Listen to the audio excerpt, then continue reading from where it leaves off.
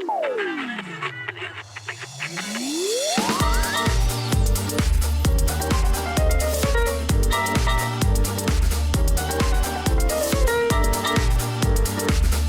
golden eggless. Check the description link down below. I promised you I would do my best to bring you a gameplay today, and what we're gonna play is the D13. This is my most played plane. I wonder how many lions I've earned. Look at that, almost 6 million lions with just this plane. 1.2 million RP. It's a lot. It's a lot. I love this plane. I remember when I first got it back in the day. My first kill was on Malta. It was on a Tempest. Doesn't have the same feeling anymore. I wish I could feel it again. The first time I flew this thing, I felt like a boss. Then they added like 2,000 pounds to it and stuff. It's crazy. Alright, let's go towards this guy.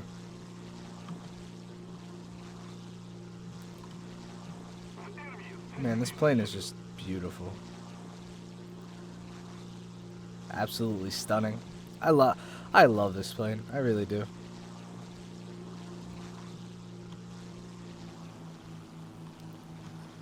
Maybe the F8F might be the most potent of the enemies. I mean, the Griffins are definitely no joke.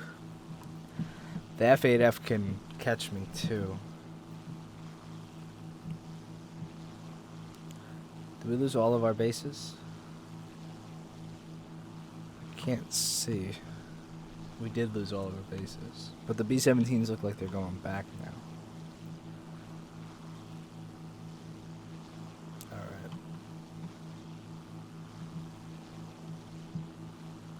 Yeah, let's start to trail this Spit.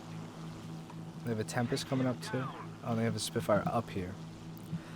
And the F8F is up here too. Alright. Is he prop hanging for me?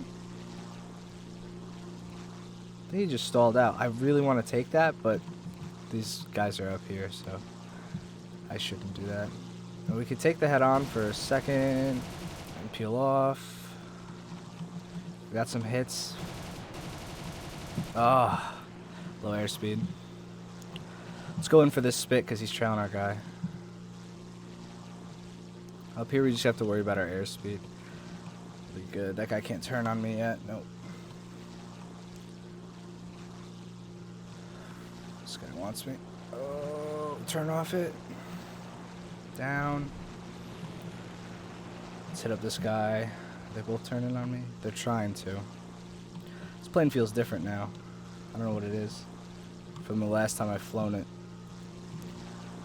Let's move in for Johnson. Oh, prop hang, please. Now, I'm not going to commit if I can't get the first shots. No, no hits. I probably could have got that if I was a little bit more warmed up with this plane, but not as of late. Biggest thing is we want to keep our airspeed up. Now he's turning too. Alright, we'll just try. We're gonna fly away from him. He shouldn't be able to catch me out of a turn. He's still catching me, which is confusing me. Okay, there we go. Outrunning him really fast. Now the biggest thing when you're up here, when you're doing a high altitude fight like this, is remember that your plane's gonna handle a lot differently. You're traveling different speeds than you're used to. Hold on. Oh, come on. Bad shots on my part.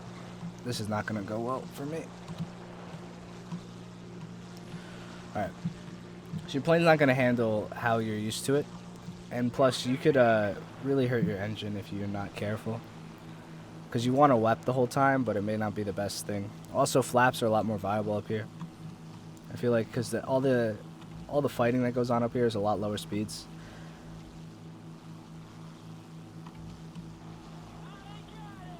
Alright, I'm going to dodge this F8F. And the Spit. And go after this guy. Now I want to try to bring them down as much as I can too. That's the biggest part of this fight. Also keep your eye on a minimap. Minimaps are pretty important. See, I might be able to snipe him. Damn it. I can't turn with that. But our team is taking him out, I think. which is good. We're starting to get into a good fighting range. I'm missing so many shots. Again, this is my first game in this thing today. Alright, let's turn her. Flaps up, then flaps out. Put the flaps in. So the biggest thing as the Germans that you guys need to remember, this isn't supposed to be a tutorial video, but like I don't have anything else to talk about, is you want to push Spitfires and Bearcats down and keep your altitude.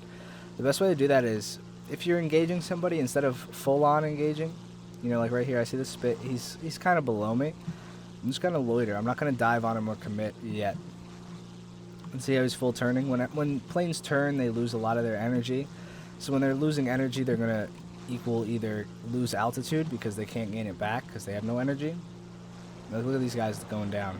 So they're already probably 500 meters lower. I'm gonna shoot at that Bearcat and dip off. And see, look how low the Spitfires are now. They've already dropped a significant amount of altitude. That Bearcat dropped altitude to try to keep airspeed with me. And if you can just keep pushing them down and gain your altitude, then you'll soon have the absolute advantage. You can see now we're going to have some nice pickings on these guys. Cloud cover might hurt us a bit, but we have the airspeed and the altitude, which is the two things you need to win a dogfight. There we go. Alright, nice shot on him. About time I hit one, right? And then after the engagement, move on to the next one. This guy's prop hanging. Got him too. Nice. Alright. Beautiful. Alright, now we got to maintain our engine. Slow it down now. I'm just trying to keep you guys up. I've gotten some comments recently that are like that I'm trashing planes and stuff like that. I mean, you guys can think what you want, but I've been playing this game long enough to, I think I'm alright.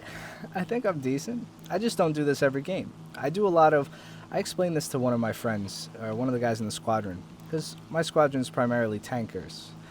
And I was explaining to them is the engagement ranges get closer and closer as you become a better pilot, and then I always overstep my boundaries.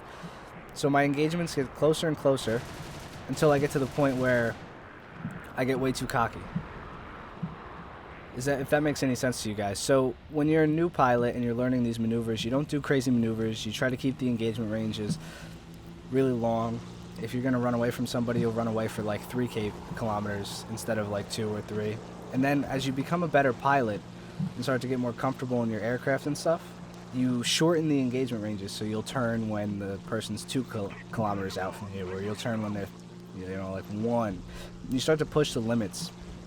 And that's what I really do is I get myself into situations where I think I can win, but I don't have the patience to really draw out the fight, and then I kind of put myself in these hard situations. Oh. Alright, so for this guy, we're going to pitch up. He's down.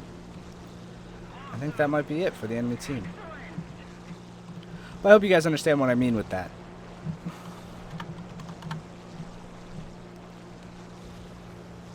It's like, so if I have a guy on my tail, right?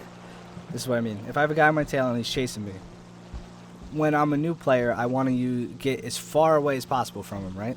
So I'll do that. And then as I become more comfortable with what I can do and my abilities, you know, I'll shorten the distance where I turn. So like if he's 6K away from me, I'll turn because I know I have ample time to turn, reacquire the target, get ready for the engagement, deal with that, go dogfight. When you become a better player, you'll start to notice like when he's maybe 2 kilometers out, you're like, I know I have the distance to turn. It's going to shorten your engagement range. So like when you turn, you now have only 1 kilometer of space between you and the target when you're fully turned around. And you have 1 kilometer to realize, oh, okay, this is what he's doing, this is what I'm going to do. And you have to be quicker. And sometimes your plane can't keep up with the quickness that you do. So, you know, for example, I'll get myself in a lot of shitty situations with the Focke-Wulf. This game I played very slow. And you see it worked out, 2 kills. Had I done it a little bit more aggressive like I usually play, maybe I would have got 2 kills, but I probably would have died because one of those guys would have tailed me. And, you know, people will jump you, and you could be the best defensive flyer in the world. I like to say that I'm decently good at defensive flying, but the reason I'm decently good at defensive flying is because I push myself into shitty situations constantly. And when you do that, you have to either defensive fly or die. And then after a while, I mean, you just start to become... It becomes habit to do that. A lot of the things that I do are just based off of my controls. I do a lot of shit like this where I'm looking behind me and I'll fly like this, and I'll live for a certain amount of time. But most of the time, you can't rely on your team to come in and save your ass, so, you know, you end up dying. And that happens to me a lot. So I hope you guys get what I'm saying.